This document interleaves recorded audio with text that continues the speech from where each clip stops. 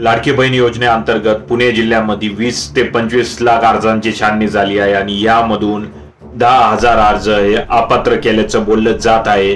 यामध्ये सर्वाधिक अर्ज हे पुणे जिल्ह्यामधील हवेली तालुक्यामध्ये होते आणि यामध्ये हवेली तालुक्यामध्ये 3,000 अर्ज अपात्र करण्यात आले आहे। बाकी जिल्ह्यातनं 7 ते 8,000 अर्ज हे अपात्र करण्यात आले आहे।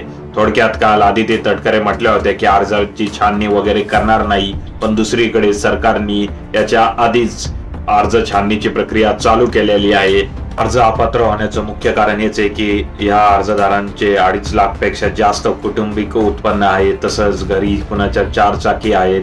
त्याचबरोबर अनेकांनी खोटे डॉक्युमेंट दिले होते, तेही छाननीमध्ये आढळले आहेत। महिला व बाल कल्याण विभाग महाराष्ट्र राज्य आता विचार करत आहे खोटे डॉक्युमेंट देऊन ज्यांनी लाभ घेतला आहे त्यांच्यावर गुन्हे नोंदवण्याचा, परंतु सरकार असं काय करेल असं वाटत नाही। तरी बघूया आता तुमचं काय मत आहे, कमेंट करा।